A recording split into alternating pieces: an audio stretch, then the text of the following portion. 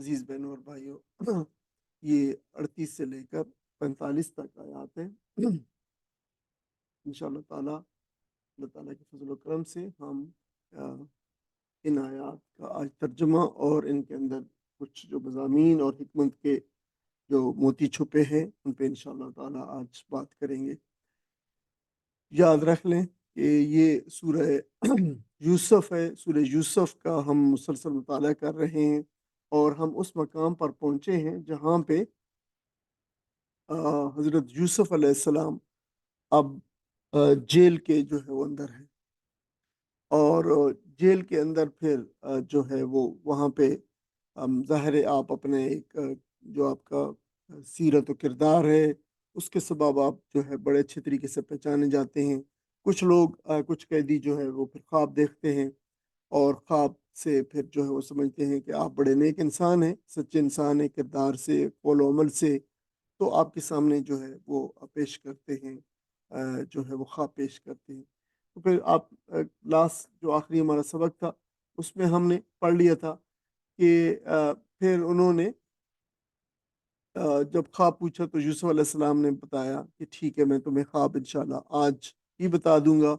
بس یہ جو آپ کو اگلا کھانا ملے گا اس کھانے سے پہلے پہلے۔ لیکن پھر ظاہر ہے آپ اس سے متعلق اس وقت کے لیے اس وقت سے پہلے کا جو وقت ہے، آپ جو ہے یا اس ضروری جو جس کے متعلق وہ لوگ بڑے دلچسپی جن کو ظاہر تھی کہ ان کے خواب کی کیا تعبیر ہے، تو اس دلچسپی کو سامنے رکھتے ہوئے وہ یا اس موقع سے، خاص موقع سے، جب یہ ایک توجہ اور کنسنٹریشن کا موقع تھا ان کے لیے،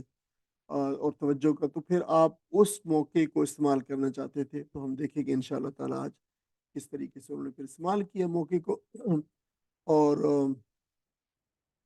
آج کا وہی ہے کہ حضرت یوسف علیہ السلام ان کو اب وہ وقت گزر جاتا ہے، یعنی وہ کھانے سے پہلے ان کو وہ ان کی تعبیر بتا رہے ہیں ان کو وہ موقع ہے۔ انشاءاللہ آج دیکھتے ہیں اس کو پڑھیں گے۔ واتبعت واتبع اتباع یہ لفظ ہے پیروی کرنا، اور تاپشتو جو ہے یہ فرسٹ پرسن کے لیے آپ استعمال ہوتا ہے، کوئی بھی جو لفظ ہوتا ہے، تو وہ تب میں نے پیروی کی، ملتا قوم کی،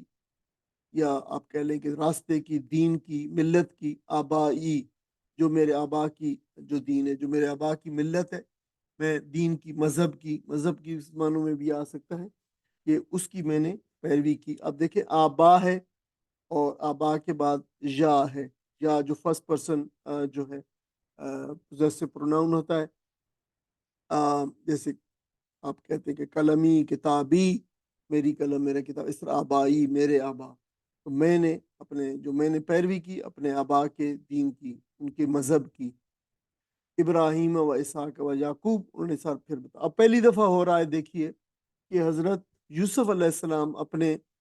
جو عظیم آبا و اجداد کا ذکر جو ہے پیغمبروں کا کر رہے ہیں۔ آپ کے علم میں ہوگا کہ ہمارے سامنے پڑھ چکے ہیں، اس سے پہلے وہ چاہے انہیں قافلے والوں نے لیا، پھر وہ بکے، پھر اس سے پہلے دوسرے اس کے پاس ہے، تو کسی کو کبھی نہیں کہا کہ میں جو ہے دیکھیں فلاں عظیم شخصیات کا جو ہے فلاں کا پوتا ہوں اور بیٹا ہوں اور جو ہے فلاں، تو آپ نے نہیں بتایا۔ اب پہلی دفعہ جو ہے یہ دین جو ہے توحید اور توحید کی تبلیغ کے لیے آپ جو ہے پھر یہ اپنا سیاق و سباق، اپنا جو ہے پس منظر پیش کر رہے ہیں۔ ما کانا لنا، ما کانا نہیں ہے ہمارے لیے، لنا ہمارے لیے نہیں ہے، ہمارے لیے، ان کے نشرے کو ہم شرک کریں، شریک کریں، نان پیشنو جو ہے ہم کے لیے first person, second first person plural جو ہے وہ ہے پروناؤن ہے، ہم شرک کریں باللہ، اللہ کے ساتھ، ہمارا یہ نہیں ہمارے لیے، یہ ہمارے لیے جائز نہیں ہے، یہ ہمیں زیب نہیں دیتا، یہ مانی ہمارے لیے نہیں ہے، مطلب ہمارے لیے جائز نہیں ہے کہ ہم شرک کریں، اللہ کے ساتھ شریک کریں، من شیئن کسی چیز کو بھی، یعنی کسی ذرہ برابر کسی چیز کو، اللہ تعالیٰ ذرہ برابر بھی شرک سے جو ہے وہ پاک ہے، کوئی چیز اس کے ساتھ جو ہے اس میں شریک نہیں ہے، نہ اس کی ذات میں نہ اس کی صفات میں۔ ذالک یہ ہے من فضل اللہ، اللہ کا فضل ہے، یہ اللہ کا فضل ہے، علینا ہمارے اوپر، یعنی ہمارے اوپر، ہمارے اجداد پر، والناس، اور لوگوں پر بھی. یہ اللہ تعالیٰ کا فضل ہے کہ اس نے یہ پیغمبر اور یہ راستہ اور یہ دین اور جو طریقہ بھیجا. یہ ہم پر بھی اللہ کا فضل ہے کہ اس نے مجھے اور ان میں سے پیدا کیا، ان لوگوں میں سے، اور لوگوں کے اوپر بھی کہ اس نے یہ بھیجے لوگوں. ولیکن، لیکن، یعنی ولیکن جو ہے، اور لیکن یہ اردو میں پھر جو ہے اس کا ترجمہ کیا جاتا ہے لیکن. اکثر الناس، اکثر الناس، لوگوں کا اکثر، لوگوں کی اکثریت، لا یشکرون، وہ شکر نہیں کرتے، یعنی بات کو تسلیم نہیں کرتے اور بات کو سمجھتے نہیں ہیں، اور پھر ظاہر شکر بجا نہیں لاتے. یا صاحب السجن، یا صاحب. اب دیکھیں تھوڑا سا اس کی ترکیب پہ غور کر لیں. پہلے جو لفظ یا ہے، یہ حرف ندا ہوتا ہے کسی کو آواز دینے کے لیے. یا فلاں، یا فلاں کہتے ہیں، یہ اس کو حرف ندا کہتے ہیں. صاحب آگے جو ہے ساتھی کے لیے استعمال ہوتا ہے. آگے صاحب، یا صاحب، صاحبہ، یہ میرے، وہی ہے فرسٹ پرسن. یہ چھوٹی یہ جو ہے کسی بھی چیز کے ساتھ آخر میں لگ جائے تو پھر اس کو جو ہے فرسٹ پرسن جو ہے پوزیسو پروناؤن بنا لیتی ہے، سنگولر. میرے، اے میرے ساتھیوں. سجن، سجن جو ہے جیل، اے میرے جیل کے ساتھیوں. اب ترجموں میں لکھا ہوگا، یا ترجموں میں جو ہے جو زیادہ لفظی ترجمے ان میں لکھا ہوگا اے جیل کے میرے دو ساتھیوں. تو دو کا کیسے بنا ہے؟ اب دیکھیں یہ صاحب جو ہے یہ تو ہوا ایک ساتھی، ایک رفیق. تو اصل میں یہ لفظ جو ہے یہ صاحب جو لفظ ہے اصل میں یہ صاحبان ہے. آپ کو پتہ ہے کہ دو کا جو تثنیہ کا صیغہ ہوتا ہے، جو دو کے لیے ہوتا ہے، یہ عربی زبان میں، صرف عربی زبان میں ہوتا ہے دو کے لیے. باقی زبانوں میں یہ سنگولر ہوتا ہے، یہ پلورل ہوتا ہے. لیکن عربی زبان میں ڈوئل بھی ہوتا ہے، جس کو تثنیہ کا صیغہ کہتے ہیں، یعنی تثنیہ جو ہے دو کا. تو دو کے صیغے جو قلم، قلمان، مسلمان، اس طرح جو ہے یہ جو ہے. تو یہ پھر جو ہے دو کے صیغے کے لیے جو ہے ہوتا ہے. تو صاحبان تھا یہ. لیکن یا کی وجہ سے جو ہے تو اس کو جو ہے صاحبان پہ جو ہے یا نے نصب جو ہے زبر دی، تو صاحبینہ ہو گیا. صاحبان سے صاحبینہ ہو گیا. اور پھر جو ہے یہ مضاف بھی ہو گیا. مضاف کیسے ہوا ہے؟ آخر میں یا لگ گیا، مضاف مضاف الیہ بھی ہو گیا. تو اس کی وجہ سے پھر جو آخری نون ہے وہ گر گیا، تو یہ صاحبہ یا جو ہے رہ گیا. تو اس طریقے سے یہ جو میں آپ کو بتا رہا ہوں، یہ نیچے جو الفاظ جو دوسرے جو ہے یہ گرین یا جو ہے یہ لائٹ بلو وائٹ کلر میں لکھے ہوتے ہیں، یہ جو ہے آپ کے لیے مطلب آپ کو یاد رکھنا ضروری نہیں ہے. یہ ایک وضاحت ہے، تشریح ہے کہ دیکھیں یہ جو لفظ تھا کیا اور یہ کس سے کیسے بنا. یہ ایک اصول بعض کا جو ساتھی گرامر میں آگے ایڈوانس گرامر میں جو دلچسپی رکھتے ہیں وہ اس کو جو ہے وہ یاد رکھ سکتے ہیں. لیکن آپ کو یہ پتہ ہونا چاہیے کہ یہ اے جیل کے دونوں ساتھیوں، تو دونوں کا ترجمہ کدھر ہے؟ تو یہ جو ہے آپ کو بتائے گا کہ یہ دونوں، یہ اصل میں یہ تھا، بدل کے یہ ہو گیا. اس طریقے سے یہ پھر بتایا جاتا ہے آپ کو. آپ اسے پریشان نہ ہوا کریں. آپ سارے مختلف ساتھی مختلف لیول سے جو ہے وہ دلچسپی رکھتے ہیں. تو جو ساتھی آگے زیادہ دلچسپی رکھتے ہیں تو آپ کے لیے بھی پڑھنا، آپ کے یاد رکھنا قرآن کا کہ یہ دیکھیں یہ لفظ جو تھا یہ تھا، اصل میں اب یہ ہے. تو اس سے جو ہے کوئی حرج نہیں ہے، اگر آپ یاد کر سکتے ہیں تو بہت اچھی بات ہے. ارباب، یہ الگ ہے، یہ سوالیہ ہے، استفہامیہ ہے، انٹروگیٹو ہے. کیا؟ اربابن، ارباب رب کی جمع، بہت سارے رب، یعنی متفرقون الگ الگ. متفرق کی جمع متفرقون ہے. یہ جو ہے ارباب رب کی جمع، یہ سارے پڑھتے ہیں. اردو میں لفظ استعمال ہوتے ہیں، ارباب ناموں میں رکھے جاتے ہیں، اگرچہ غلط نام ہے رکھنا. مطلب آپ کسی شخص کا نام اگر باب ہو، میں اس لیے نہیں کہتا کسی شخص کا اپنا اس میں کوئی دخل نہیں ہوتا نام رکھنے میں، ظاہر اس کے ماں باپ اس کے نام رکھتے ہیں. اسی لیے یہ ماں باپ کا، یہ حضرت عمر رضی اللہ تعالیٰ نے فرمایا کہ یہ ماں باپ، بچے کا حق ہے کہ ماں باپ اس کا اچھا نام رکھے. تو ارباب جو ہے بہت سارے رب. اب کسی شخص کا نام ہو ارباب، دیکھیں تو معنی کے اعتبار سے کتنا غلط معنی ہے یہ، بہت سارے رب. اب ایک شخص کا نام جو ہے بہت سارے رب. تو اچھا دوسرا ایک اور ہے ہمارے یہاں، ایک ٹرینڈ ہے ہمارے یہاں، اور کچھ مطلب آپ کہہ لیں کہ علاقوں میں، کچھ جو ہے کمیونٹیز کے اندر کہہ لیں کہ یہ زیادہ، کہ جتنا زیادہ جو ہے نام وہ ہوگا، یونیک ہوگا، تو تو وہ اتنا زیادہ اچھا لگے گا اور رکھیں گے، اور معنی کی بالکل پرواہ نہیں کرے گا۔ اور میں اس پہ میں ہمیشہ غور کرتا ہوں، نام سامنے آتا ہے تو فوری طور پہ خیال جو معنی کی طرف چلا جاتا ہے کہ کتنے غلط معنی جو ہے وہ نام دے دیے جاتے ہیں، اور اس بات کا قطعاً جو ہے پرواہ نہیں کی جاتی۔ اور بعض تو لوگ جو ہے اس بات کی وہ کرتے ہیں آرگومنٹ، دیکھیں جی ہمارا نام قرآن مجید میں ہے، یہ بھائی قرآن مجید میں تو بہت کچھ لکھا ہوا، قرآن مجید میں تو ایسے نام بھی ہیں جن کو ہم زبان پہ نام لانا جو ہے ہمارے کلچر میں کہتے ہیں کہ یہ نام زبان پہ نہیں لانا چاہیے۔ تو قرآن مجید میں ہونے کا یہ مطلب نہیں ہے کہ اس کے معنی بھی اچھے ہیں، مطلب تو ہم نام ہمیشہ، ہم ناموں کے اوپر آپ کو پتہ ہے ہم ایک خصوصی طور پہ ایک الگ زمین میں بھی کر چکے ہیں، تو وہ ذہن میں رہنا چاہیے۔ لیکن ایسے ذکر آ گیا ہے کہ یہ دونوں اللہ لفظ جو ہے اردو میں استعمال ہوتے ہیں، متفرق کے معنی الگ الگ، کئی جو ہے میسلینیس جو ہے، جس کے لیے اردو میں آپ انگلش میں کہہ سکتے ہیں، کیا بہت سارے متفرق رب خیرن بہتر ہیں، زیادہ بہتر ہیں، یا پھر اللہ، یا پھر اللہ، ایک اللہ، جو ایک اللہ ہے، جو الواحد القہار، جو واحد ہے، قہار ہے۔ قہار جو ہے یہ اللہ تعالیٰ کا جو ہے قہرن سے صفاتی نام ہے اللہ تعالیٰ کا، جس کا معنی ہے بہت زبردست، نہایت غالب،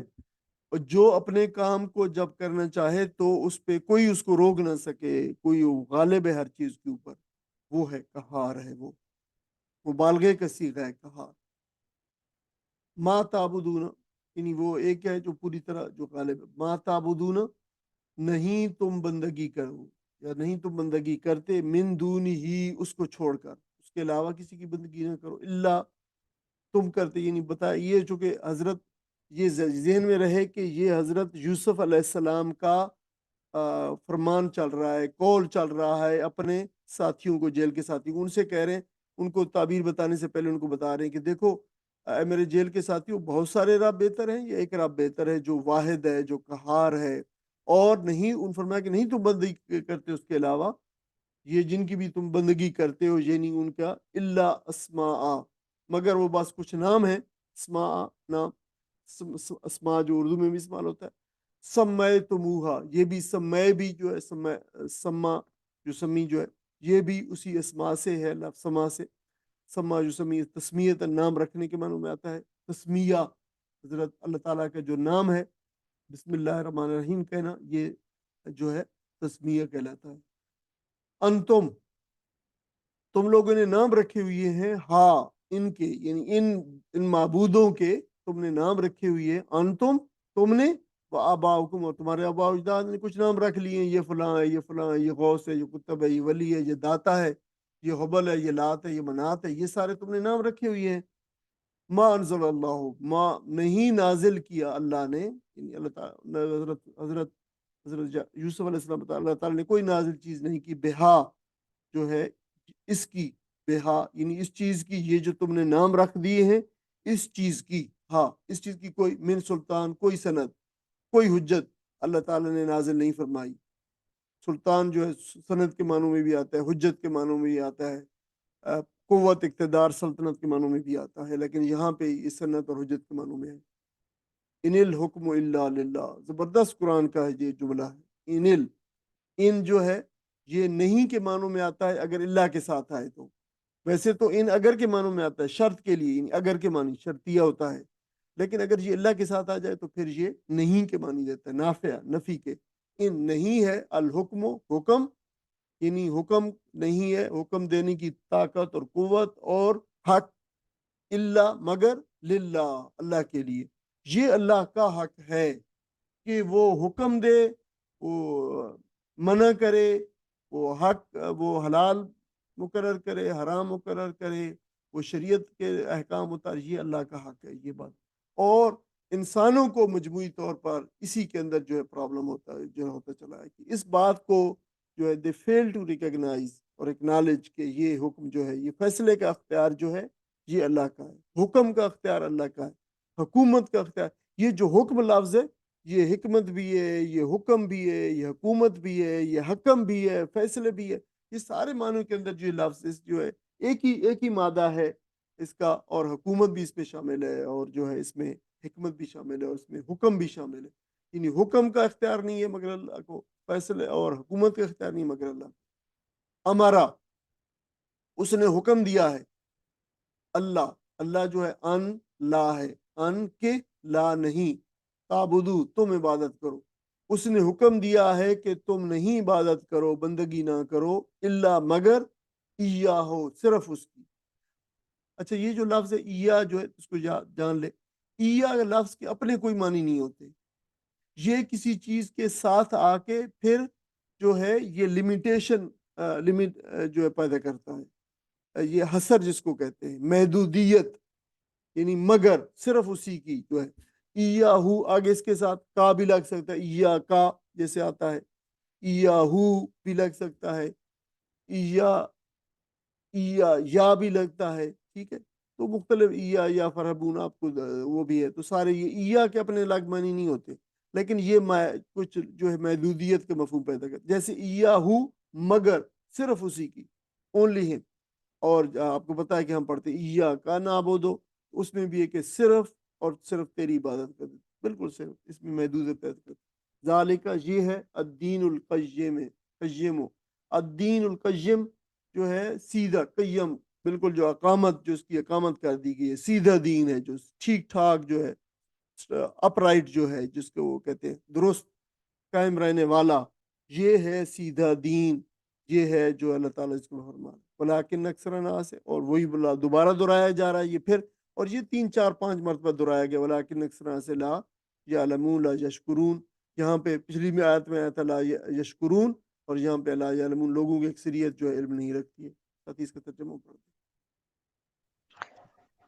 اپنے بزرگوں ابراہیم علیہ السلام اور اسحاق علیہ السلام اور یعقوب علیہ السلام کا طریقہ اختیار کیا ہے. ہمارا یہ کام نہیں ہے کہ اللہ کے سوا کسی کو شریک ٹھہرائیں. در حقیقت یہ اللہ کا فضل ہے ہم پر اور تمام انسانوں پر کہ اس نے اپنے سوا کسی کا بندہ ہمیں نہیں بنایا، مگر اکثر لوگ شکر نہیں کرتے. اے زندان کے ساتھیوں، تم خود ہی سوچو کہ بہت سے متفرق رب بہتر ہیں یا وہ ایک اللہ جو سب پر غالب ہے. اس کو چھوڑ کر تم جن کی بندگی کر رہے ہو وہ اس کے سوا کچھ نہیں ہے کہ بس چند نام ہے جو تم نے اور تمہارے آباء و اجداد نے رکھ لیے ہیں. اللہ نے ان کے لیے کوئی سند نازل نہیں کی. فرمانروائی کا اقتدار اللہ کے سوا کسی اور کے لیے نہیں ہے. اس کا حکم ہے کہ خود اس کے سوا تم کسی کی بندگی نہ کرو. یہی ٹھیٹ سیدھا طریقے زندگی ہے، مگر اکثر لوگ نہیں جانتے ہیں. یہ بہت عظیم پیسیج ہے جو ہے قرآن مجید کا. یہ جگہ جو حضرت یعقوب، حضرت یوسف علیہ السلام کا جو ہے جو کہہ لیں کہ ان کی جو تقریر ہے،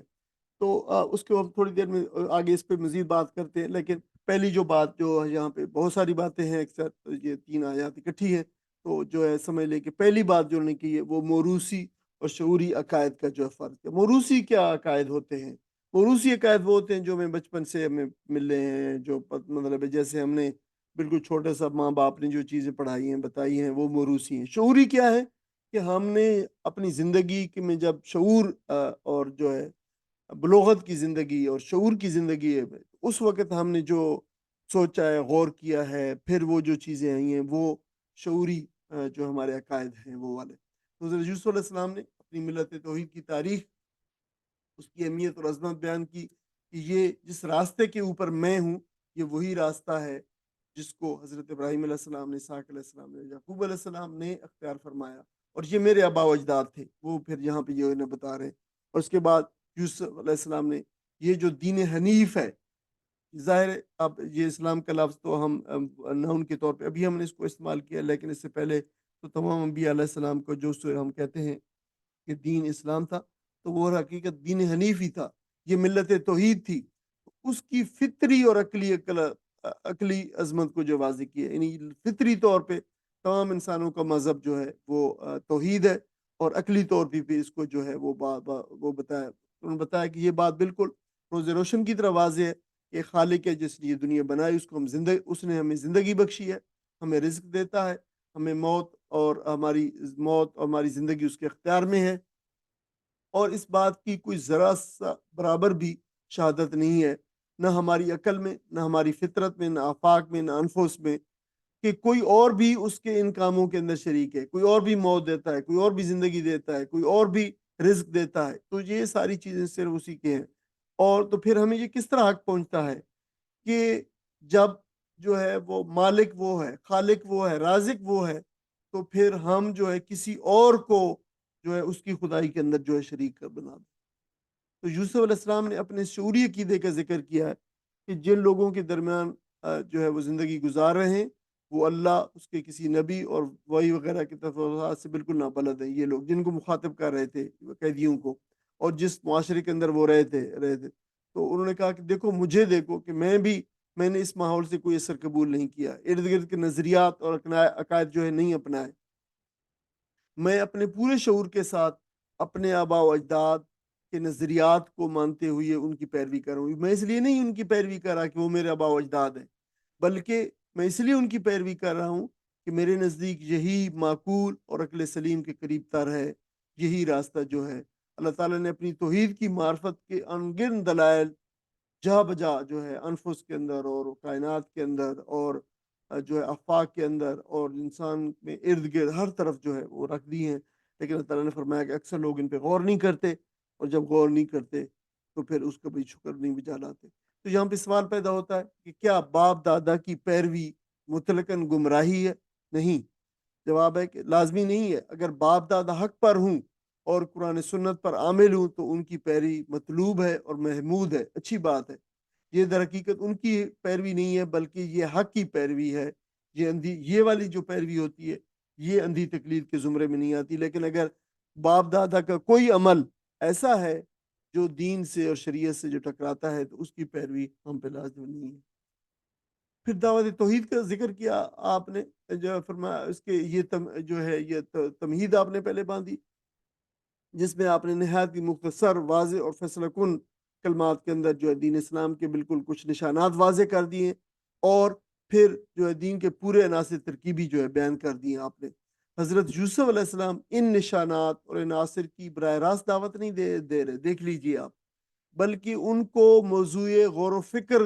ان کے سامنے رکھ رہے ہیں، میٹر آف پروفاؤنڈ کنٹمپلیشن اور ریفلیکشن کی۔ دیکھو یہ وہ بات ہے، اس کے اوپر تھوڑا سا غور کرو، کیا بہت سارے رب بہتر ہیں یا ایک رب بہتر ہے جس نے مالک ہے، خالق ہے، جو رب ہے اس چیزوں کا؟ ٹھیک ہے، تو ایک جو ہے ایک تھاٹ پرووکنگ جو ہے وہ سبسٹانس ان کے سامنے انہوں نے جو ہے نا وہ رکھا ہے، اور دیکھیں کہ یہ اس سے دعوت کی حکمت کا ایک نقطہ سامنے آتا ہے کہ دعوت میں تدریج ہونی چاہیے۔ اگر آپ کسی شخص کو، چاہے وہ اگر غیر مسلم ہے یا پھر اگر کوئی مسلمان ہے جو پریکٹسنگ جو ہے وہ نہیں ہے، مسلمان نہیں ہے، تو کیا کریں گے کہ آپ اس کو رائٹ اوے آپ اس کو دین کے اور آپ اپنے فقہ کے بڑے ہی مشکل پیچیدہ قسم کے مسائل بتانا شروع کر دیں، تو وہیں سے بھاگ جائے کہ بھائی میں اس دین کی طرف نہیں آتا، یہ بڑا مشکل دین ہے۔ تو دین میں تدریج جو ہے، گریجولزم جو ہے وہ بہت ضروری ہے۔ لوگوں کو تدریجاً آہستہ آہستہ جو ہے وہ لوگوں کو سب سے آسان چیزیں پہلے جو ہے لوگوں کو بتائی جائیں دین کے اندر، اور لوگوں کو بنیادیں بتائی جائیں دین کے اندر کہ یہ بنیادیں ہیں۔ لوگوں کو پہلے فوراً ہی کہیں گے آپ نے 17 رکعتیں جو ہے عشاء کی پڑھنی ہے، تو لوگ بھائی میں یہ نماز نہیں پڑھتا اس طرح کی۔ تو یہ جو ہے یہ خود بخود دین کی حکمت کے اندر یہ چیزیں سارے، پھر وہ یہی سوال ہو کہ ساتھیو تم خود ہی سوچو، تو فرق رب بہتر ہے، یہ ایک رب بہتر ہے جو غالب ہے اور واحد ہے اور قہار ہے۔ تو یہ ایک سوال ہے، اس سوال کو استفہام انکاری کہتے ہیں، ریٹریکل کوسچن ہے، کہ جس کے اندر خود ہی اس سوال کے اندر جو انکار ہے وہ پوشیدہ ہوتا ہے، یعنی جس چیز کا سوال کیا جا رہا ہے اس کا انکار خود اس کے اندر پوشیدہ ہوتا ہے۔ عربی میں اس استفہام کو، اس سوال کو اردو کے اندر بھی استفہام انکاری کہتے ہیں۔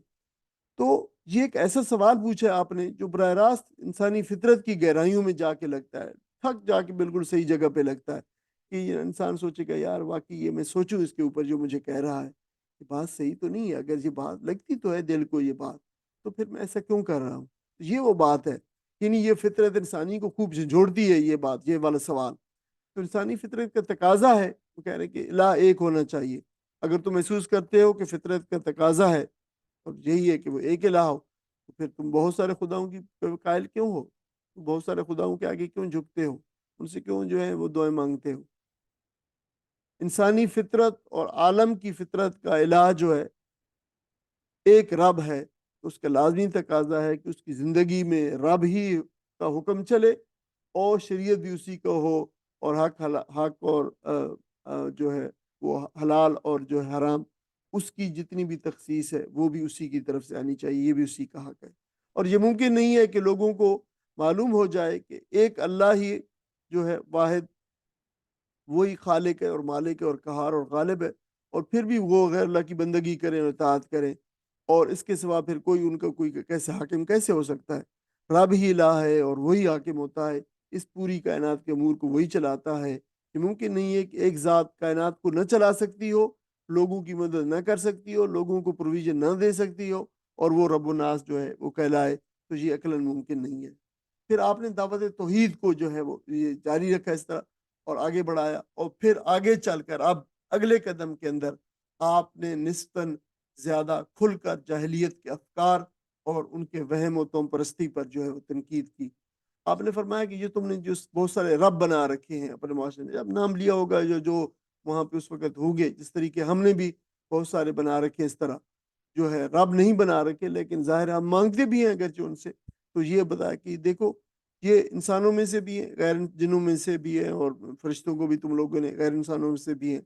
تو یہ کسی معنی کے اندر اب نہیں ہے، یہ تو نام تو تمہارے باپ دادا نے گھڑ رکھے ہیں، اللہ تعالیٰ نے ان کے رب ہونے کی کوئی دلیل نازل نہیں فرمائی، کوئی دلیل نہیں اتاری۔ جو رب ہونے کا جو حق ہے، یعنی حق ربوبیت ہے، اور جو رب ہونے کا مقام ہے، یہ صرف اور صرف اللہ کو حاصل ہے، اور وہی اس کے سزاوار ہے۔ حقیقی الہ وہی ہے، اور حقیقی رب جو ہے بھی وہی ہے۔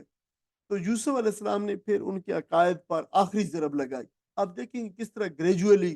حضرت یوسف علیہ السلام ان کو دعوت دی، اور پھر آگے بڑھ کر جو ہے کس طریقے سے تدریجاً بڑے ایک فلو کے ساتھ جو ہے وہ آگے بڑھ رہے ہیں۔ آپ نے پھر آخری ضرب لگاتے فرمایا کہ دیکھو یہ اصل سلطنت کا حقدار سزاوار کون ہے،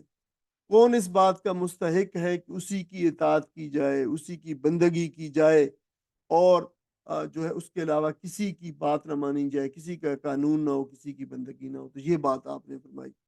تو یہاں پہ قرآن مجید کا بہت اہم حکم جو ہے سامنے آتا ہے، اگرچہ اس کا تذکرہ دوسری جگہوں پہ بھی ہے، لیکن دیکھیں یہ مقام بھی دیکھیں، یہ ایک نبی اور اللہ کے برگزیدہ پیغمبر کی زبان سے یہ بات کی گئی کہ حکم اور حاکمیت صرف اور صرف اللہ کے لیے۔ اس کو بہت اس مقام کو اچھی طرح جان لینا چاہیے۔ ان الحکم الا للہ، اللہ کے سوا کوئی حقیقی حاکم نہیں ہے، اللہ کے سوا اور شخص اگر اللہ کے اس حق میں یعنی اس کی دعوے داری کرے گا، برابری کرے گا، اور جو ہے کہے گا کہ میرا حکم چلنا چاہیے، میں حاکم حقیقی ہوں، میں حاکم مطلق ہوں، میں مقتدر اعلیٰ ہوں، تو پھر کیا ہوگا؟ اس کا مقابلہ جو ہے اور اس کا مقدمہ پھر اللہ تعالیٰ کے ساتھ ہے، وہ اللہ تعالیٰ کے مقابلہ کھڑا ہوا ہے۔ اللہ کے سوا حکمیت ہی کا دعویٰ کرنے والا، چاہے یہ کوئی شخص ہو، جان لے اچھی طرح اس بات کو، یا پھر کوئی طبقہ ہو، کوئی جماعت ہو، کوئی امت ہو، سب کے سب لوگ ہوں، کوئی ادارہ ہو، کوئی پارلیمان ہو، جو شخص بھی اللہ تعالیٰ کے مقابلے میں اپنی حکمیتی اور ساورینٹی کا مدعی ہوگا، تو اس کا معاملہ جو اللہ تعالیٰ کے مقابلے کے اندر ہے، وہ اللہ تعالیٰ کے مقابلے میں آ کے کھڑا ہو گیا ہے۔ اس نے گویا اپنے ہماری جو شریعت کی زبان میں کہیں گے، اس نے پھر گویا یہ کفر کا ارتکاب کیا، اور قانون بنانے اور اس کے مطابق حکم چلانے کا اختیار صرف اللہ کا ہے۔ اللہ کے جو قانون ہے اور شریعت ہے، شریعت کا جو قانون ہے وہی غالب قانون ہے، اور وہی اللہ نے دیا ہے کہ تم اسے نافذ کرو، اور حکم الہی کے مقابلے میں پھر کسی اور کا حکم نہیں۔ جہاں پہ اللہ کا حکم آ گیا وہاں پہ کسی اور کا حکم نہیں۔ ہاں یہ فرق کرنا چاہیے، آگے ہم آپ اس پہ بات کریں گے کہ اگر جو دنیا کے معاملات ہیں، دوسرے معاملات ہیں، انتظامی معاملات ہیں مثلا، ان کے اندر کوئی حرج نہیں ہے، آپ اپنے قانون بناؤ، لیکن جہاں پہ جو شریعت کا حکم ہوگا، جو چیز اللہ تعالیٰ نے مقرر فرما دی ہے، جو حلال بنا کر دیا ہے، جو حرام ٹھہرا دیا ہے، وہ کوئی شخص اس کو جو بدل نہیں سکتا، حتیٰ کہ اللہ تعالیٰ نے رسولوں کو بھی اس کی اتھارٹی نہیں دی ہے کہ حق حلال اور حرام کو جو ہے وہ بدل سکے، اور اللہ تعالیٰ کی شریعت کو بدل سکے۔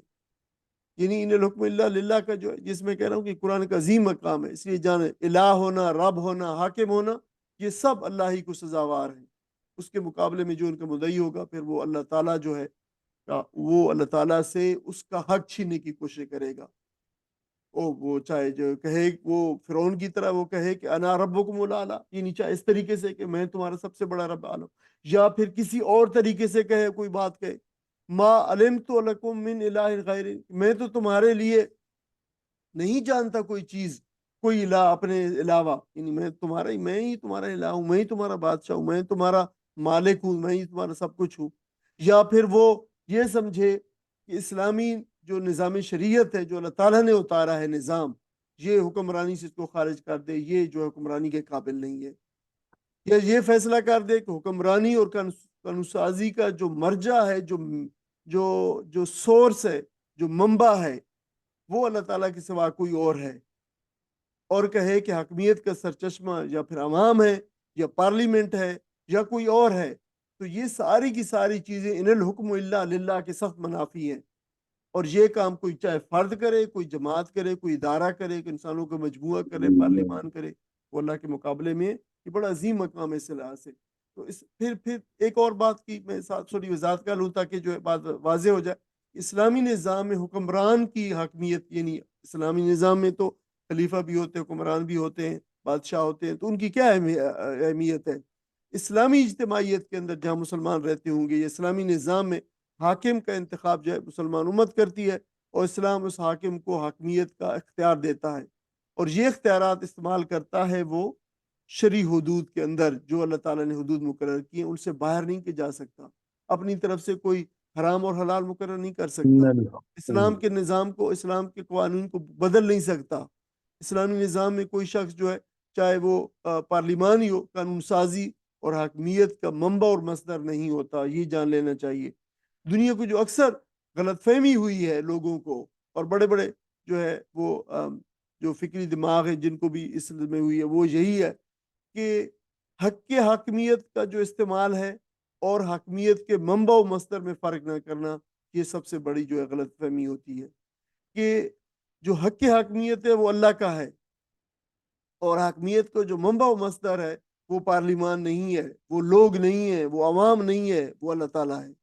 یہ جو چیز یہ جان لینی چاہیے، اور پھر اسی کو حاکمیت الہ کا کہا گیا ہے، یہ اللہ تعالیٰ کی حاکمیت ہے، اسی کو اس کا حق ہے، وہی مقتدر اعلیٰ ہے، وہی خود از خود حکم دینے کا حق اسی کو ہے، کسی اور کو نہیں ہے، منع کرنے کا مجاز بھی کوئی اور نہیں ہے اس کے علاوہ، مستقل بذات شارع،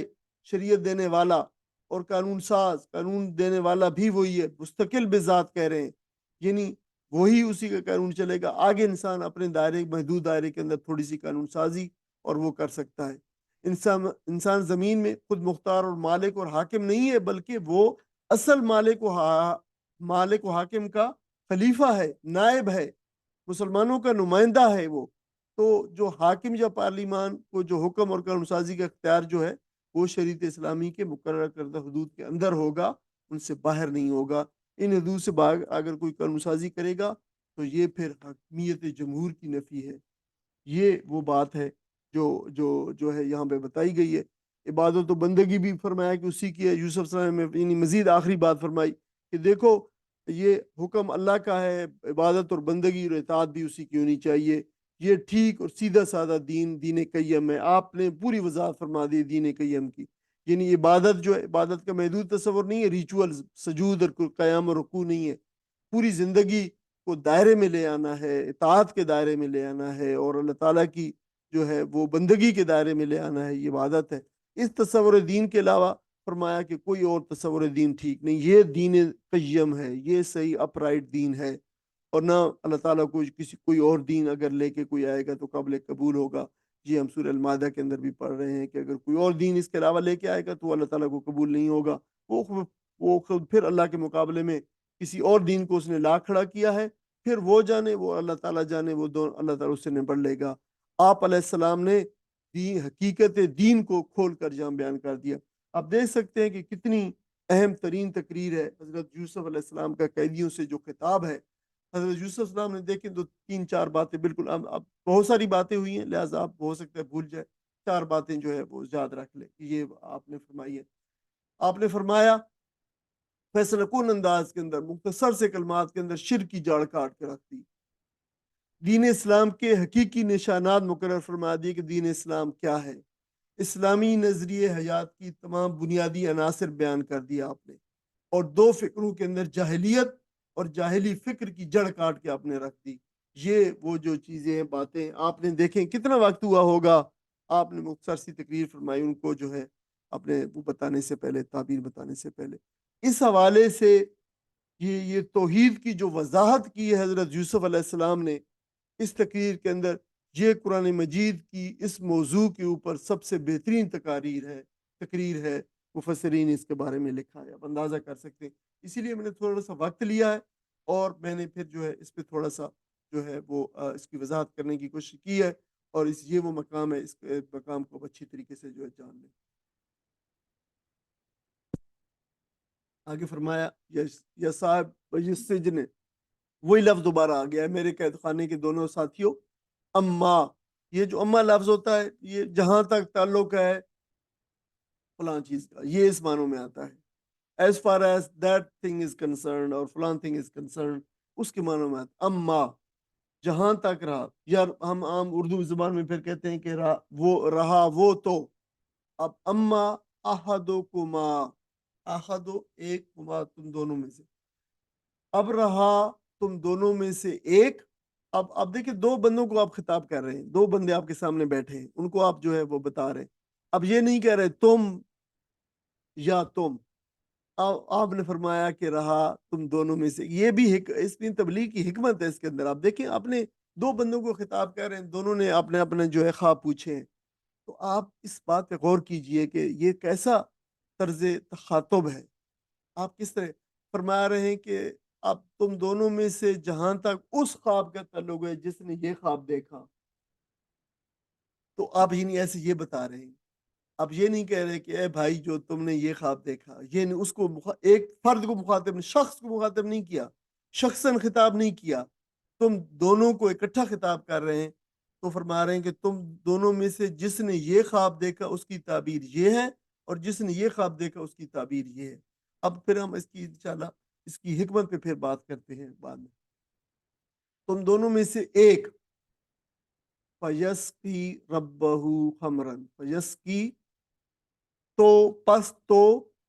یس کی وہ پلائے گا، ربہ اپنے رب کو، اپنے آقا کو۔ یہاں پہ رب جو ہے لغوی معنوں کے اندر ہے، لغوی معنی لغت کے معنوں کے اندر ہے رب۔ ظاہر ہے جتنے بھی اللہ تعالیٰ کے، اللہ کے نام کے سوا رحمان، اور اللہ کے نام کے سوا جتنے بھی نام ہے وہ بھی لغت کے سے ہی ہے، لغوی نام ہے، وہ انسانوں پہ بھی جو ہوتے ہیں۔ تو ظاہر ہے رب جو ہے کوئی انسان بھی ہوتا ہے، رب البیت بھی ہو سکتا ہے، گھر کا سربراہ بھی ہو سکتا ہے، آقا بھی ہو سکتا ہے، کوئی حکومت کا سربراہ، اس کو بھی قرآن نے رب جو ہے کہا ہے۔ لیکن ظاہر ہے یہ ایک اللہ تعالیٰ اللہ رب العالمین ہے، اور ظاہر یہ رب جو ہے بہت محدود معنوں کے اندر ہے، تو یہ فرق ہو جاتا ہے شریعت کے اندر جا کے۔ فیس کی وہ پلائے گا اپنے رب کو، اپنے آقا کو، خمرن شراب، تو وہ پلائے گا اپنے آقا کو شراب۔ آپ کو پتا ہے نا کہ ایک موسم نے کہا تھا کہ وہ اپنے جو ہے آقا کو شراب کشید کر رہا ہے، اس نے ایک خواب دیکھا تھا، ٹھیک ہے، اور تو وہ اس کے بارے میں فرمایا کہ وہ شراب پلائے گا۔ وہ امل آخر، اور رہا دوسرا، جہاں تک تعلق ہے دوسرے کا، آخر دوسرے یہ آخر نہیں ہے، آخر اگر ہوتا تو آخری ہوتا، لاسٹ، آخر ہے دی ادر، جہاں تک دوسرے کا بات کر رہا دوسرا، یسلب، تو وہ سلیب پہ لٹکایا جائے گا، وہ پھانسی دیا جائے گا۔ یہ وہی لفظ ہے سلیب، سلبا، یسلبو، سلبن، یہ سلبن جو ہے دونوں مطلب یہ جو مصدر ہے یہ دونوں فارم میں لکھا جاتا ہے، پیش کی صورت میں، دو پیش کی صورت میں بھی لکھا جاتا ہے، دو زبر کی صورت میں بھی، سلبن یا سلبن ایک ہی بات ہوتی ہے، سولی دینا۔ اور سلبا جو سلب و تسلیبن، وہ بھی سولی دینا ہوتا ہے، وہ بھی ٹھیک ہے، دونوں فرسٹ فارم اور سیکنڈ فارم کے معنی میں ایک ہی جیسے ہوتے ہیں۔ تو پھانسی، تو وہ جو ہے سلیب پہ لٹکایا جائے، پھانسی دیا جائے گا۔ تاکلو، تو کیا پھر تاکلو کھائیں گے، الطیرو پرندے، من راسی اس کے سر سے، اور پرندے پھر کھائیں گے نوچ نوچ کر اس کے سر سے، یا اس کے گوشت کھائیں گے۔ یا پرانے زمانے میں جو یہ شخص تھا، اس کے بارے میں مفسرین نے لکھا ہے کہ یہ اس نے جو ہے وہ بادشاہ کو کچھ دشمنوں کے ساتھ مل کے جو ہے وہ زہر دینے کی کوشش کی تھی، پکڑا گیا۔ تو یہ خباز تھا، مخبز بنانے والا، روٹی بنانے والا۔ تو ظاہر پھر یہ اس پہ جو ہے ڈال دیا گیا تھا، مطلب پینڈنگ انویسٹیگیشن، تو جو ہے وہ انویسٹیگیٹ ہوئی، تو پھر اس کا جو نتیجہ آئے گا تو حضرت یوسف علیہ السلام نے فرمایا کہ پھر یہ جو ہے اس کو پھانسی دے دی جائے گی، اس لیے ہی فاؤنڈ گلٹی۔ قضی الامر، فیصلہ ہو چکا ہے، آپ نے فرمایا فیصلہ ہو گیا ہے۔ الذی، وہ جو، فیہ تستفتیان، اس کے بارے میں فرمایا کہ فیصلہ ہو چکا ہے الذی اس چیز کے بارے میں فی ہے جس میں تستفتیان تستفتیان دیکھیں یہ تستفتیان جو ہے جان تو دو کا صیغہ ہو گیا آگے ہے استفتا جو استفتا ہے ہم پہلے فتویٰ پوچھنا یا کوئی چیز پوچھنا طلب کرنا جواب طلب کرنا فتویٰ پوچھنا یہ وہی ہے استفتا فتویٰ پوچھنا جس کے بارے میں ہم دونوں پوچھتے ہوں استفتا جستفتی استفتا ان فتویٰ پوچھنا دریافت کرنا کوئی بات پوچھنا یہ وہی لفظ ہے وہ مشکل لفظ ہے قرآن کا لیکن اردو میں یہ استفتا جو ہے وہ یا فتویٰ لفظ وقال الذی اور کہا صلی اللہ علیہ وسلم نے اس شخص سے للذی کس شخص سے ظن انہو جس کے بارے میں خیال کیا اس نے یعنی یوسف علیہ السلام نے ناجن جو نجات پائے گا یہ جو ہے وہ ہے فائل ہے یہ نجات پانے والا ناجن جیسے قادن جو ہوتا ہے قاضی جو ہے فیصلہ دینے والا منہما دونوں میں سے جو نجات پائے گا پھر وہ کیا ہے اسے کہا اذکرنی عند ربک ذکر کرنا نی میرا عند ربک اپنے آقا کے ہاں اپنے رب کے ہاں اپنے آقا کے ہاں میرا ذکر کرنا اچھا رب یہاں پہ وہی ہے جو ہے حاکم ہے قانونی دستوری نظام کا جو سربراہ ہے جس کی اطاعت کی جا رہی ہے اس کے معنوں کے اندر ہے تو ظاہر ہے پورے نظام میں اس کی بات چل رہی ہے تو وہ رب ہے اس کے لغوی معنوں کے اندر اس سے میرا ذکر کرنا کہ میں کس طریقے سے ایک بندہ یوسف جو ہے وہ بے گناہ ہے اور وہ جیل کے اندر پڑا ہے وہ انسا ہو پس انسا جو ہے وہ بھلا دینا انسا یونسی انسان بھلا دینا شیطان تو شیطان نے بھلا دیا ذکر ربہ اس ذکرہ تو ذکر کرنا ربہ اپنے رب سے اپنے آقا سے تو اپنے رب سے ذکر کر شیطان نے اس شخص کو بھلا دیا فلا بیسا پس تو وہ لابیسا رہنا کسی جگہ پہ جو ہے وہ ٹھہرنا تو وہ ٹھہرا رہا یا رہا وہ سجن قید کے اندر بضع سنین جو ہے چند سال یا کئی سال بضع جو ہے یہ استعمال ہوتا ہے چند سال یعنی کہ یہ 3 سے لے کر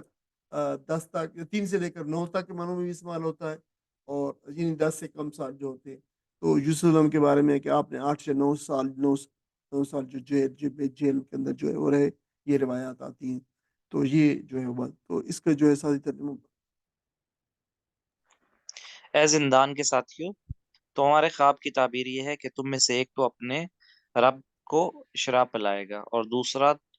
تو اسے سولی پر چڑھا دیا جائے گا اور پرندے اس کا سر نوچ نوچ کر کھائیں گے فیصلہ ہو گیا اس بات کا جو تم پوچھ رہے تھے پھر ان میں سے جس کے متعلق خیال تھا کہ وہ رہا ہو جائے گا اس سے یوسف علیہ السلام نے کہا اپنے رب سے میرا ذکر کرنا مگر شیطان نے اسے ایسا غفلت میں ڈالا کہ وہ اپنے رب سے اس کا ذکر کرنا بھول گیا اور یوسف علیہ السلام کئی سال قید خانے میں پڑا رہا جزاک اللہ اب یہ خوابوں کی تعبیر حضرت یوسف علیہ السلام بتانے لگے ہیں قید خانے کے ساتھیوں نے تو سمپلی بات پوچھی تھی کہ بھائی ہمیں خوابوں کی تعبیر بتاؤ تو حضرت یوسف علیہ السلام دیکھیں کہ پیغمبرانہ مشن پہ تھے مشن کے عامل تھے انبیاء علیہ السلام جو ہے ظاہر ہے ان کے دل و دماغ پہ سب سے زیادہ جو چیز حاوی رہتی ہے وہ دعوت ہوتی ہے اللہ تعالیٰ کے دین کی دعوت اور توحید کی دعوت ہوتی ہے جہاں کبھی بھی جو موقع دیکھتے ہیں تو اس کو پہنچانے کی کوشش کرتے ہیں تو آپ نے بھی اس موقع سے فائدہ اٹھایا تو آپ نے خواب کی تعبیر بتانے سے پہلے آپ نے توحید جو ہے ان تک پہنچائی تو آپ نے فرمایا ان سے کہ تم میں سے جس نے شراب نچوڑنے کا جو ہے خواب دیکھا ہے وہ اپنے منصب پر بحال ہو جائے گا اور اپنے آقا یعنی بادشاہ کی خدمت پہ لگ جائے گا ری انسٹیٹ ہو جائے گا اور جس نے یہ خواب دیکھا ہے کہ وہ سر پر روٹیاں اٹھائی ہوئی ہے اور پرندے اس کے سر پہ روٹیاں اچک اچک کر کھا رہے ہیں اس شخص کو پھانسی دی جائے گی اور اس کی لاش کئی دنوں تک لٹکتی رہے گی پھانسی پہ ظاہر ہے جب بادشاہ کی پرانے زمانے میں جب وہ ہوتے تھے اس پہ سخت ناراض ہوتے تھے تو اس کے ساتھ یہ بھی پھر کرتے تھے پھانسی کے ساتھ اس کی لاش کو لٹکا دیا جائے جو ہے وہ تو یہ فرمایا اور یہ تمہارے خوابوں کی تعبیر اور فرمایا کہ میں نے اپنا وعدہ جو ہے پھر اس میں پورا کر دیا ہے تو دیکھیں کہ حضرت یوسف السلام نے اچھے انجام پانے والے اور برے انجام تک پہنچنے والے کا شخصاً تعین نہیں فرمایا اب دیکھیں اس میں ایک چیز ہوتی ہے کہ ظاہر ہے آپ ایک شخص کو بہت آپ بتائیں کہ یہ حکمت کی وہ بات بھی ہوتی ہے کہ تو وہ پھر جو ہے ظاہر ہے ایک ڈیمورلائزیشن، زیادہ ڈیمورلائزیشن اس شخص کے لیے براہ راست جو ہے موجود ہوتی ہے۔ کسی شخص کو آپ دیکھیں کہ آج کل کے زمانے کے اندر بھی میڈیکل کی جو آپ دیکھیں کہ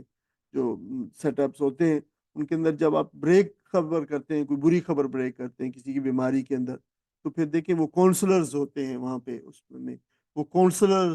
جو ہے وہ خبر بریک کرتے ہیں، وہ کس طریقے سے بتاتے ہیں، پھر وہ کونسلنگ کرتے ہیں کہ کس طریقے سے اس خبر کو برداشت کرنے کا ہمت جو ہے پیدا کی جائے، اور اس طریقے سے تو یہ اس کے اندر جو حکمت شامل ہے کہ جو ہے براہ راست جو ہے وہ نہ کہ حالانکہ آپ کے سامنے صرف دو شخص بیٹھے ہیں اور دو جو ہے وہ بتانا کوئی بات ہے کہ تم نے یہ خواب دیکھا اس کی یہ تعبیر ہے، تم نے یہ خواب دیکھا اس کی تعبیر ہے، لیکن آپ نے جو ہے بالکل ہی جنرلی انداز اختیار کر کے بتایا۔ حضرت یوسف السلام نے پھر آپ چونکہ ایک ناکردہ گناہ کے قیدی تھے تو آپ نے خوابوں کی تعبیر بتانے والے کو جو ہے جس شخص کے بارے میں آپ نے بتایا کہ تم بحال ہو جاؤ گے، اس سے کہا کہ جب تم کبھی اپنے بادشاہ کے پاس جاؤ تو اس سے میرا ذکر کرنا کہ دیکھو اس میرے معاملے کی، یوسف کے معاملے کی تحقیق کرے۔ تو اس سے ہمیں پتہ چلتا ہے کہ کسی جائز مقصد کے لیے جائز تدابیر اور وسائل کا اختیار کرنا توکل اور اللہ تعالیٰ پہ اعتماد کے خلاف نہیں ہے۔ بہت سارے لوگ، اچھا اس میں بہت ساری خرافات جو ہے، چونکہ میں نے کہا پہلے آپ سے ذکر کیا تھا کہ حضرت یوسف علیہ السلام کا قصہ جس طریقے سے لوگوں نے اس کو جو ہے لکھا ہے اور ظلم کیا ہے اس کے، حالانکہ قرآن مجید میں جب یہ موجود ہے تو پھر ہمیں بہت ساری خرافات دیکھنے کی ضرورت نہیں ہے۔ آپ حیران ہوں گے کتابیں جو بازار کے اندر موجود ہیں وہ پڑھیں تو کہ کس قدر بعید ہیں قرآن مجید کے واقعے سے اور اسرائیلیات سے، اور اسرائیلیات سے بھی بڑھ کر پھر آگے ہم نے ان کا جو ہے وہ جو ہے خوب مرچ مسالہ لگایا ہے لوگوں نے، شاید کتاب بیچنے کے لیے جو بھی مقصد تھا، کہ یہاں پہ لوگوں نے پھر اس پہ لکھا ہے کہ دیکھیے حضرت یوسف علیہ السلام نے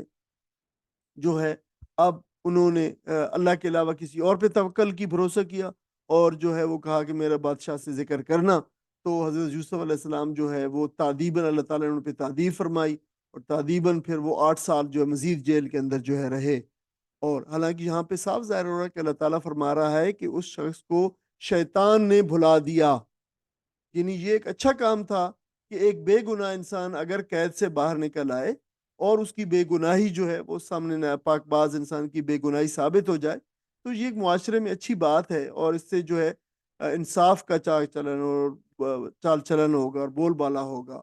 تو یہ شیطان تو کبھی نہیں چاہتا کہ انصاف کا بول بالا ہو، شیطان تو اس نے اس کا تذکرہ بھلوا دیا اور شیطان کی طرف اللہ تعالیٰ نے ریفر کیا اس کو کہ شیطان نے بھلا۔ اگر یہ ہوتا تو پھر اللہ تعالیٰ خود فرما دیتا کہ ہم نے یہ، ظاہر اللہ تعالیٰ کی مشیت ضرور تھی یہ کہ یوسف علیہ السلام کچھ مزید وقت جیل کے اندر گزارے، لیکن اللہ تعالیٰ کی مشیت کو تو کوئی نہیں جانتا، لیکن یہ بات تو قطعا نہیں ہے کہ اللہ تعالیٰ نے تعدیباً جو حضرت یوسف السلام کو مزید جیل کے اندر جو بھیج دیا، حالانکہ یوسف السلام نے تو اس سے پہلے خود جیل میں جانے کا جو ہے وہ تذکرہ فرمایا تھا، دعا مانگی تھی کہ میں بجائے اس کے کہ میں عورتوں کے مکر کے اندر اور اس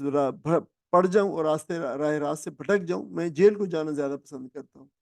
تو یہ ساری وہ خرافات ہیں جو ہمارے جو ہے ان قصوں کے اندر آ گئی ہیں۔ اس کے بعد قرآن مجید جو ہے واقعی کی وہ تفصیلات نہیں بتاتا کہ ان قیدیوں کے ساتھ کیا ہوا، اور یقیناً یہ چھوڑ دیتا ہے کہ یقیناً ایسا ہی ہوا ہے جیسے حضرت یوسف علیہ السلام نے بتایا، اور وہ شخص جب منصب پہ بحال ہوا تو شیطانوں سے وہ بات بھلا دی جو حضرت یوسف علیہ السلام سے کہی تھی کہ میرا ذکر کرنا۔ اللہ تعالیٰ کی حکمت و مصلحت کا تقاضا یہی تھا ابھی حضرت یوسف علیہ السلام مزید کچھ سال جیل میں گزاریں، اور یوں یہ بات جو ہے پوری ہو گئی، جو ہے کہ اللہ تعالیٰ نے جو ہے ان کو مزید جیل کے اندر یہ وقت رہا، اور یعنی یہ اللہ تعالیٰ کی بات تھی اور منشاء تھی، مشیت تھی، پوری ہوئی۔ اور اس طرح کی باتیں کہ یوسف علیہ السلام بطور عتاب جیل میں رہے، صحیح معلوم نہیں ہوتی۔ فرمایا وقال الملک، اور بادشاہ نے کہا ایک روز، یعنی بادشاہ نے، انی ارا میں دیکھتا ہوں، میں انی ارا فی المنام وہی ہے کہ میں خواب میں دیکھتا ہوں، ظاہر وہی ہے بات ہے آگے وہ سے نظر سبع بقراتن، سبع بقراتن جو ہے 7 گائے ہیں، سمان، سمان جو ہے موٹی موٹی تازی، یہ سمن سے، سمن کے معنی جو ہے اسی موٹا تازہ ہونا ہوتا ہے، بقرہ جو ہے بقرتن کی جو ہے وہ واحد ہے، بقرات جو اس کی بہت جمع ہے جو ہے، اور یہ سمان جو ہے یہ صفت بھی ہے، یعنی کوئی چیز اگر موٹی، کالی، کلرڈ، بلیک اینڈ وائٹ، یا کچھ جو ہے دبلی پتلی کچھ بھی ہو تو یہ اس کی صفات ہے، تو یہ صفات ہے۔ یا کلہن یاکل وہ کھاتی ہیں، ہننا یعنی ہننا نون زبر کا کوئی ترجمہ نہیں ہے، گائیں یعنی وہ گائیں جو ہیں فیمینن کے لیے آتا ہے، وہ گائیں کھاتی ہیں سبع سبعن 7 اجافن، وہ دبلی پتلی کو، جو دبلی پتلی گاؤں کو جو ہے وہ کھاتی ہے، یعنی 7 دوسری گائیں لاغر ہیں، اجاف جو ہے لاغر دبلی پتلی، یہ بھی صفت ہے، وہ سبع سنبلاتن اور 7 خوشے ہیں، یعنی اناج کی بالیں جو ہوتی ہیں نا، جو سٹا ہوتا ہے بیسیکلی، یہ جو گندم کا یا دوسرے اناج کا جو سٹا ہوتا ہے اناج کا، وہ بالی جو ہوتی ہے، تو وہ سنبل جو ہے کہلاتا ہے، اس کو سنبل کہتے ہیں، سنبلاتن واحد ہے، سنبلاتن جمع ہے، تو 7 اناج کی بالیں ہیں، خضرن گرین ہے، سبز ہے، وہ اخرا اور دوسری جو ہیں یابساتن خشک ہے، سوکھی ہوئی ہے، تو جو ہے فرمایا کہ وہ خشک، ہم یابسات کو یابس کے معنوں میں پڑھا ہے، رتب و یابس ہم نے پڑھا تھا، خشک و تر، یہ جو ہے وہ لفظ اردو میں استعمال ہوتا ہے، رتب و یابس، خشک و تر جو ہے ہر طرح کی بات کو، تو وہ جو یابسات سوکھی ہوئی خشک ہے، 7 ہری بالیاں ہیں اور 7 جو ہے خشک ہیں، یا ایھا الملأ اے سردارو، اے اہل دربار، افتونی مجھے فتویٰ دو یا مجھے بتاؤ، فی رویا فی رویا میرے خواب کے بارے میں مجھے بتاؤ، یہ جو ہے وہاں پہ استفتا تھا، دیکھیں پوچھنا، فتویٰ پوچھنا، یا یہاں پہ ہے فتویٰ دینا، اف افتا جو ہے باب 4th فارم آف دا ورب ہے، استفتا جو ہے 10th فارم آف دا ورب ہے، ایک ہی مادہ ہے، ٹھیک ہے، تھوڑے سے معنی میں تھوڑا سا شیڈ بدل گیا ہے، فتویٰ دینا افتا، اس لیے جتنے دارالعلوم کے جو فتویٰ دینے والے ڈپارٹمنٹ ہوتے تھے ان کو دارالافتا کہتے ہیں، آپ کے علم میں ہوگا، فتویٰ دینے والے ڈپارٹمنٹ، اور استفتاء ہوتا ہے فتویٰ پوچھنا، ان کنتم اگر تم ہو للرؤیا تعبرون، خوابوں کی تعبیر، للرؤیا خواب، تعبرون تعبیر بتاتے ہوئے، ابرا یابر عبارتن جو ہے تعبیر، یہ ہوتا ہے عبور کرنا، اسی سے ہوتا ہے ایک کنارے سے دوسرے کنارے پہ چلے جانا، یہ عبور ہونا ہوتا ہے، تو اس کا مطلب ہوتا ہے مکمل طور پر کمپریہینڈ کرنا کسی چیز کو، کمپلیٹلی بتا دینا، تعبیر بتا دینا، جو معنی ہے آخری معنی، وقالو انہوں نے کہا، یعنی یہ انہوں نے کہا اضغاث و احلام، یہ انہوں نے کہا کہ خوابوں کے پراگندہ خیالات ہیں، یہ لفظ دیکھیں، اضغاث جو ہے یہ خیالی پریشان باتیں ہیں، اضغاث جو ہے یہ زغث کی جمع ہے، زغث کہتے ہیں کہ اگر علماء نے لکھا ہے کہ اگر گھاس کی مٹھی کو لے لیں، مٹھی پر گھاس لے لیں جس میں سوکھی اور جو ہے وہ خشک اور سوکھی گھاس دونوں کی مکس ہو، یعنی کوئی چیز جو ہے تو اس طرح کی جو مکس باتیں ہوتی ہیں کہ تو کوئی ادھر کی کوئی ادھر کی، نہ کوئی سر نہ پیر، تو وہ پھر اضغاث ہے، جسے کہتے ہیں پریشان خیالی باتیں، احلام جو ہے حلم کی جمع ہے خواب، تو یہ وہ خواب ہے، اضغاث و احلام، یہ ایک ٹرم ہے، خواب ہائے پریشان، جس کا ترجمہ آپ کر سکتے ہیں، وما نحن اور نہیں ہیں ہم بتاویل الاحلام، جو ہے ایسے خواب جو خوابوں کی تعبیر بتانے والے سے کچھ بے عالمین، یعنی عالم باخبر، ہم کچھ ایسے خوابوں کی تعبیر سے باخبر نہیں ہیں، یہ کوئی ایسی خواب سی پریشان سی باتیں ہیں جن کے کوئی مطلب سر پیر یا اس طرح نہیں ہوتا، ان کی کوئی معنی نہیں ہوتے، ان کی کوئی تعبیر نہیں ہوتی، ہم اس کی نہیں جانتے اس کی کوئی تعبیر، وقال الذی، اس شخص نے کہا، نجا منہا، کس شخص نے کہا جو بچ گیا تھا، نجا جس نے نجات لی تھی، منہما دونوں میں سے جو بچ گیا تھا، ایک کو پھانسی ہو گئی دوسرا بچ گیا، اس میں سے کہا ودا کرا بعد امت، اس نے ودا کرا، یہ ذکرا ہے، اصل میں اس کے بلاتے ہیں، تو اس ودا کرا یاد کرنا، بعد امت، تو اس نے ایک وقت کے بعد، طویل عرصے کے بعد جو ہے مدت کے بعد یاد کیا، یہ ہے ادا کرا، اصل میں از تکرا تھا، تو از تکرا جو تھا یہ تا کو پھر دال میں بدل دیا گیا اور پھر زال کو دال میں مدغم کر دیا تو ادا کرا بن گیا، یہ اس طریقے سے یہ جہاں بھی دال اور تا آ جائے تو پھر ان کو زال اور تا آ جائے تو اس کو پھر اس کا ادغام کر دیتے ہیں، ملا دیتے ہیں دونوں میں، دال میں بدل جاتا ہے، ڈبل دال ہو گیا تو پھر اس دال کے اوپر تشدید ہو گئی، اور اس سے پہلے پھر الف جو ہے ظاہر اس کو پڑھنے کے لیے کوئی لفظ تشدید سے شروع ہو تو ظاہر نہیں پڑھا جا سکتا، اس سے پہلے الف زیر اے لایا تو ادکرا بن گیا، نجات پانا، رہائی پانا. تو اس نے یاد کیا جو ہے ایک مدت کے بعد، رہائی پانے کے بعد، انا میں انبئکم تم کو بتاؤں گا بتاویل ہی اس کی تعویل، فرسلون تو مجھے مجھے بھیجو، یوسف کے پاس بھیجو. یہ اس نے کہا اس آخری آیت کی طرف. ایک روز بادشاہ نے کہا، میں نے خواب میں دیکھا کہ 7 موٹی گائیں ہیں جن کو 7 دبلی گائیں کھا رہی ہیں، اور اناج کی 7 بالیاں ہری ہیں اور دوسری 7 بالیاں سوکھی ہیں. اہل دربار مجھے اس خواب کی تعبیر بتاؤ، اور اگر تم خوابوں کا مطلب سمجھتے ہو. لوگوں نے کہا، یہ تو پریشان خوابوں کی باتیں ہیں اور ہم اس طرح کے خوابوں کا مطلب نہیں جانتے. ان 2 قیدیوں میں سے جو شخص بچ گیا تھا اور اسے ایک مدت دراز کے بعد اب بات یاد آئی، اس نے کہا، میں آپ حضرات کو اس کی تعویل بتاتا ہوں، مجھے ذرا قید خانے میں یوسف کے پاس بھیج دیجیے. جزاک اللہ. اب بادشاہ کا خواب، بادشاہ نے دیکھا کہ ظاہر ہے اب خواب کا ہم نے ذکر پڑھ لیا ہے. یہ اب کئی سال درمیان کا جو وقفہ تھا یوسف السلام کا، 8 سال کا یا 6 سال کا یا 5 سال کا یا 4، جتنا بھی تھا وہ چھوڑ دیا گیا، اور اس کا ذکر وہاں سے جوڑا گیا جہاں سے حضرت یوسف السلام کو عروج شامل ہوتا ہے. تو اللہ تعالیٰ جب بھی کسی بات کو ظہور میں لانا چاہتا ہے تو خواہ وہ کتنی ہی بعید از کے آس ہو، شخص جیل میں پڑا ہو، اس کے اسباب خود بخود ظاہر ہونے شروع ہو جاتے ہیں. اور ایسے ہی حضرت یوسف کے معاملے میں ہوا. تو اس نے کہا کہ بادشاہ نے خواب میں دیکھا کہ 7 موٹی گائیں ہیں، دبلی گائوں کو کھا رہی ہیں، اور 7 سبز بالیاں ہیں اور دوسری 7 خشک بالیاں ہیں. تو وہ جو ہے یہ بھی اسی طرح ہو سکتا ہے کہ 7 جو ہے خشک بالیاں سبز بالیوں کو کھا رہی ہیں، یہ بھی اس میں شامل ہے. تو بادشاہ نے اس کا آپ کی تعبیر پوچھی، تو جتنے بھی درباری تھے انہوں نے کہا کہ ہمیں اس کی تعبیر کا علم نہیں ہے، ہم جو ہے یہ ایسی پریشان خان باتیں، اس کے بارے میں آپ فکر مند نہ ہوں. بادشاہ بہرحال مطمئن ہوا. تو بادشاہ کے ساقی نے بھی، ظاہر دربار میں یہ باتیں ہو رہی تھی، ساقی بھی وہیں پہ تھا، تو اس نے یہ باتیں سنی تو اسے قید خانے کا ماجرا یاد آ گیا. اس نے بادشاہ اور درباریوں سے کہا کہ دیکھو میرا ذاتی تجربہ ہے کہ اس طرح یوسف علیہ السلام نے میرے خواب کی تعبیر بتائی اور بالکل وہ صحیح ٹھیک جو ہر بار ثابت ہوئی. تو اس نے بادشاہ سے کہا کہ آپ مجھے اجازت دیں کہ میں قید خانے میں جا کر اس شخص سے مل کے آتا ہوں جو خواب کی تعبیر بتانے میں بڑی مہارت رکھتا ہے. تو بادشاہ نے حضرت یوسف کے پاس اس کو بھیج دیا. اب بادشاہ، سارا دربار اور سارا شہر جو ہے اس باتیں جو ہے اس بات پہ نظر لگانے بیٹھ گیا،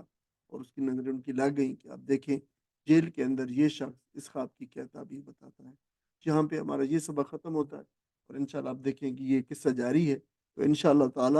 یہ آگے اسی سے مزید آگے چلتا رہے گا، ہم اس کو جاری رکھیں گے. وآخر دعوانا الحمدللہ رب العالمین، جزاکم اللہ خیرا. تو اللہ تعالیٰ سے دعا ہے کہ اللہ تعالیٰ ہمیں اس کے جو بھی سبق پڑا اس کے مفاہیم کو ہمارے ذہنوں کو بس سب فرمائے اور میں عمل کرنے کی توفیق عطا فرمائے. اس کے بھی بہت سارے رموز ہیں، ان کے بھی، اور یہاں بھی لکھے گئے ہیں اور آگے بھی مطلب لکھے جا رہے ہیں. تو دیکھیں کہ یہ سارے کے سارے لازمی طور پر پڑھا کریں، کیونکہ اس کے اندر حکمت کی ساری باتیں جو ہیں وہ ان کے اندر موجود ہیں، ان کے اندر